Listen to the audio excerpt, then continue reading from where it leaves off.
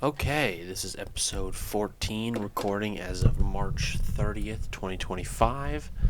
Um, I think I'm 2 weeks out on this one. It's another week of recording when my hair is a total disaster. Um, I don't have a ton to share about, I have a few key things I want to hit. Phenomenally, the Snow White reboot flopped, which was so fun to see. And there's this extremely cringy video going around of Rachel Zegler in a totally empty theater watching the movie herself with a friend. And boy, that's just so sad. And on one hand, I want to feel bad for her because it feels like she's just the sacrificial lamb that quote unquote wokeness is dying is sacrificing for. But at the same time, it's like she also seems like an absolute raging narcissist. So I don't know. I can't decide where I fall on that. And even Disney was backing the failure of the movie. It seems because Rachel Zegler is pro Palestine and Gal Gadot is an Israeli. So oh boy. But yeah, as of right now, it's on track to become one of the worst rated movies on IMDb. And that's what they get for trying to really pillage the original story. So that was interesting to see. On in other news, Assassin's Creed Shadow released the Black Assassin, and I don't know. It looks. I've heard conflicting things. On one hand, people are like, "This is the worst game ever made." I it, I was telling a coworker of mine that I think it's a confluence of expectations. Um, as far as just a standard game release goes, it's not doing bad, but it's not doing great either. It's doing okay, um, but Ubisoft desperately needed this game to hit it out of the park. So from their perspective, it's doing bad, even though from the perspective of the masses, it's doing okay. Um, and that they needed this game to be a success because they busted out the Japanese setting. People have been saying, man, basically since the first game almost 20 years ago, that this this franchise needs to do a Japanese setting. And so you just know that somewhere in Ubisoft Studios they had that setting behind a pane of glass that said break in case of emergencies, but they just couldn't help themselves. They, made it a black antagonist. They had three gay relationships compared to one straight relationship. So, oof, right? That was a rough one for them, and now it's just like goodbye. Um, the other big thing is that it looks like the Daily Wire is going out of business, which was really surprising and not surprising. I guess I'm not happy to see it go out of business because it's the only news source I know of that is like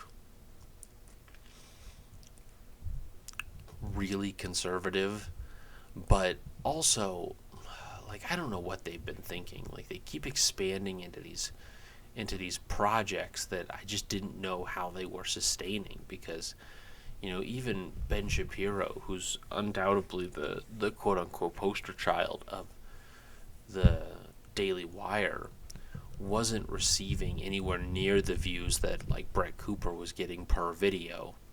And ultimately the whole thing was structured like cable news, and cable news isn't dying because it happens to be on TV, which is something that, and people aren't watching TV anymore. Cable news is dying. Great, I got distracted fixing my hair.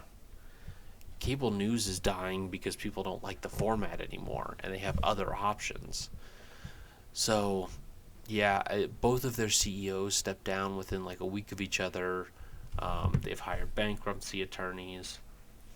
So I don't know what they're going to do, but also they kept kicking out their best talent, you know.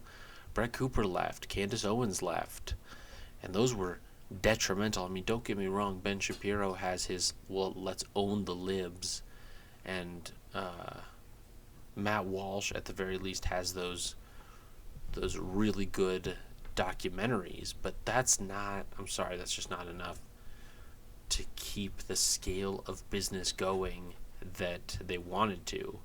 My recommendation for them would be get rid of all of the channels except for Ben Shapiro's because he's got the most subscribers, and just have the four Daily Wire hosts create content on Ben Shapiro's channel. It would likely push subscribers up.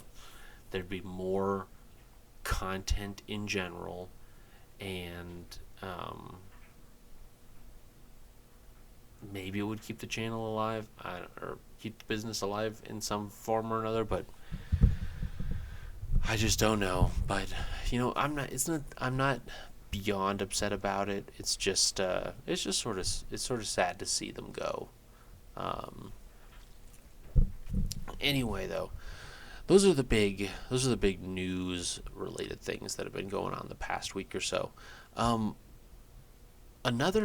topic that I, just because I don't really want to talk about work or the move, because there's just nothing new to share there. I want to talk about something that a coworker.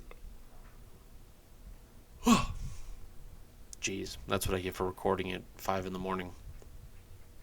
I want to talk about something that a coworker and I have been discussing from time to time, which is people who only have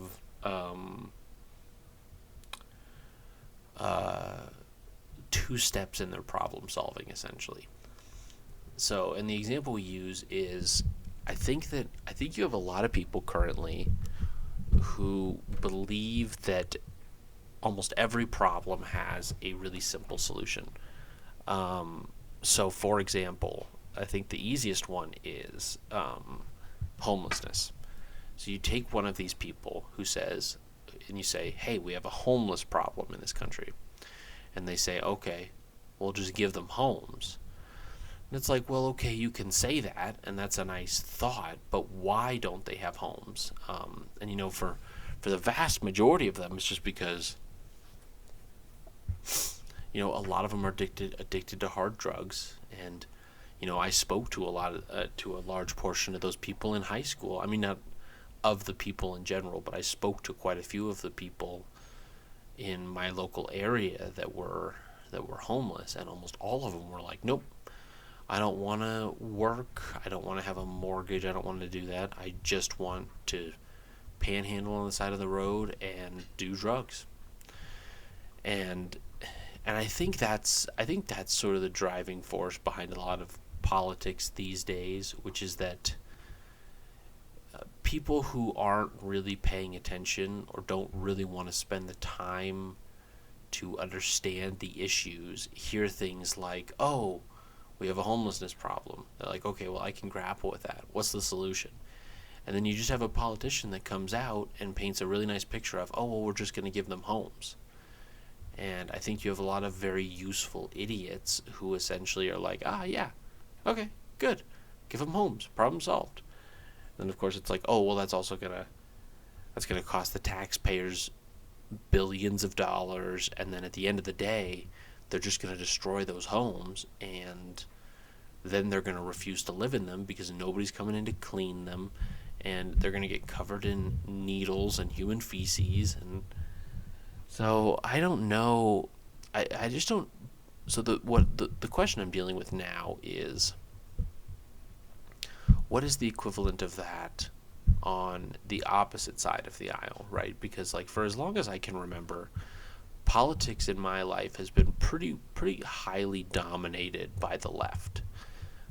Even with Trump's first presidency, you really just couldn't escape the sort of leftist ideas that were spreading at the time.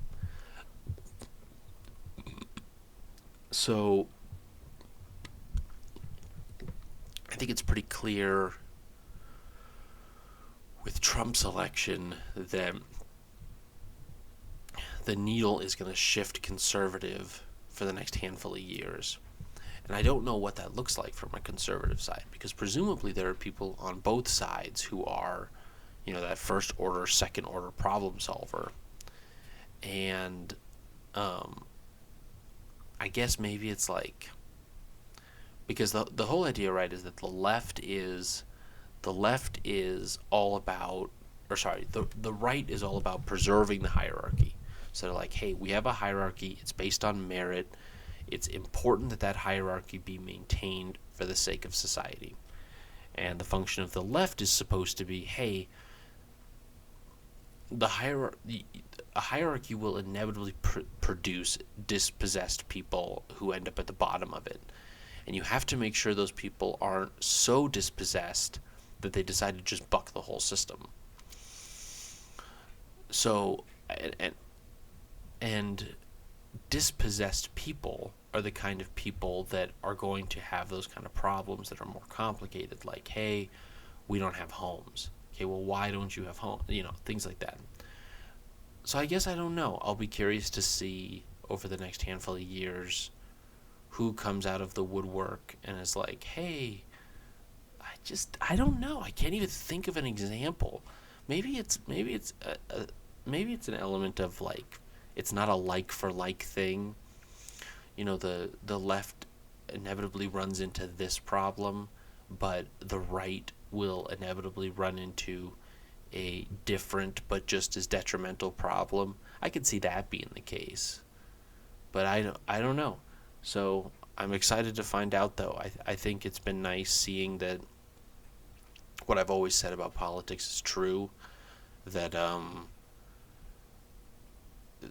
that at least with American politics, neither side can ever gain so much power fast enough that they outpace the sort of swing of the people. So it's inevitably like, hey, the left is getting so much power that people don't like it. Oh no, the people have decided they don't like that, so they vote for the right. Oh no, the right's getting too much power, so now they, it's. And I think that's just the back and forth, and I think the evidence of that is the 70s. The Summer of Love, and then you fast forward to the 80s, and you have rampant crime crackdown. It's so, and I think we're just going through something similar with that. I think that Trump's first presidency was so mired by people who absolutely hated him and by COVID that I don't even consider that part of the swing back. I think that was still pretty dominated by leftist policies, even if things did get a little bit better under him. So I think that with his second presidency, we're officially out of that swing. Because I know people would say, like, oh, well, you had the Bushes before Obama, but, like, Obama was president for a long time. Like, he had the full 8 years. So he was elected in 2008. So I was 11 at the time. So he was president all that time, and then Trump got in office, and I would argue he was only really president for 2 years before COVID completely hamstringed his ability to do anything else. And then Biden got in, so it's been a good, almost 2 decades of bad Democrat policy, and so it feels now like the adults are in the room. So I'm hopeful that things are changing for the better.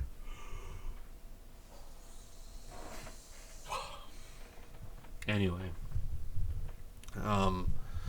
just closing thoughts. Gabby keeps trying to convince me that we should go down every year for the Strawberry Festival in Louisiana, and I am telling her, at the very least, for the first few years, absolutely not. I am not traveling next year with a 8-month pregnant wife and a 1-year-old. It's just not happening. So that's been interesting, having that conversation with her. And then we're really just geared up to move. That's sort of the gist of it. It just feels like we're stuck in this holding pattern. We're not going to make any changes to the house, so there's no projects to do there. All of our stuff is packed up, so we can't really engage in any hobbies. We have to keep the house clean for showing, so we can't make any big messes. So we're just ready for this move to be done. But all in all, I think that's a good recap. Sorry about missing last week. We'll pick this up in April. Yeah, boy, I would really hoped we'd been moved by then. But anyway, I think that's about it. Thanks. See you next time.